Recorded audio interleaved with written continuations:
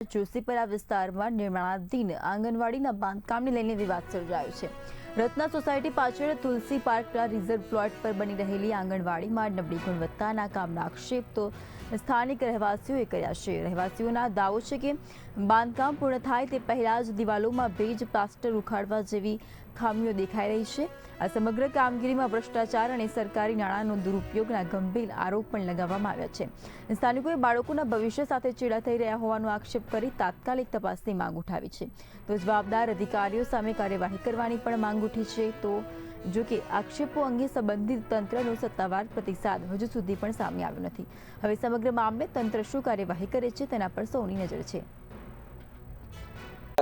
જે ભાઈએ અમારા પહેલા રજૂઆત કરેલી, જે દિવાલની રજૂઆત હતી, એનો ભ્રષ્ટાચાર થયેલો તમે જોઈ શકો છો કે જે નમી ગઈ છે।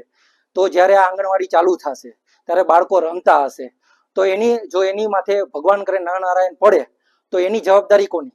અને આ તો તમે આંગણવાડી અંદર જોશો તમને બતાવવામાં આવશે। અત્યારે એમાં એટલો કચરો છે જે અત્યારથી હજી બને છે, આમાં અત્યારે ભેજ આવી ગયો છે અને એમાં કાયદેસરનો ભ્રષ્ટાચાર છે। તો આમાં કંઈ પણ થશે ત્યારે તેને એની જવાબદારી કોણ?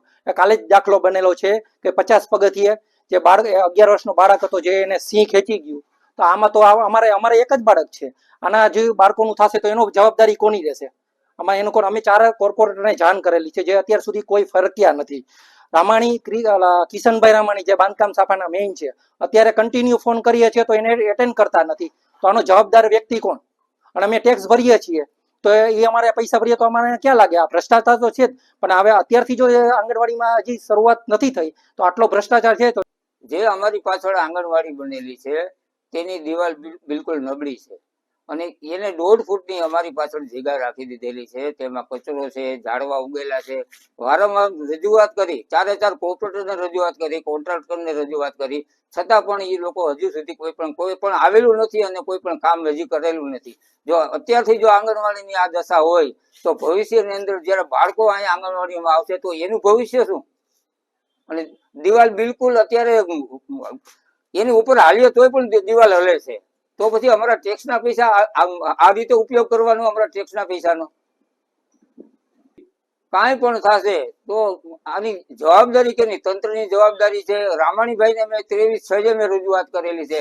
રામાણીભાઈ પણ પાછું કોઈ પણ જાતનો મને જવાબ આપેલ નથી અને રામાણીભાઈ એમ કીધું કે હું ત્યાં મજૂરો ગોતી અને તમારું કામ કરી દઈશ, પણ વરસાદ થયા પછી કોઈ પણ અમારો ફોન પર રિસીવ નથી કરતા અને કાંઈ। ખલીલપુર રોડ ઉપર રચના સોસાયટી પાછળ આવેલ તુલસી પાર્ક સોસાયટીમાં નવું બિનખેતી થતા ત્યાં મહાનગરપાલિકાને રિઝર્વ પ્લોટ મળેલ હતા અને આ રિઝર્વ પ્લોટમાં મહાનગરપાલિકા દ્વારા આંગણવાડી બનાવવામાં આવી રહી છે। ત્યારે આ જે આંગણવાડી જે બનાવવામાં આવી રહી છે ઘણા સમયથી, લાંબા સમયથી બનાવવામાં આવી રહી છે। કોન્ટ્રાક્ટરનું ઢીલું કામ છે, ખૂબ જ બેદરકારી રીતે કામ થઈ રહ્યું છે।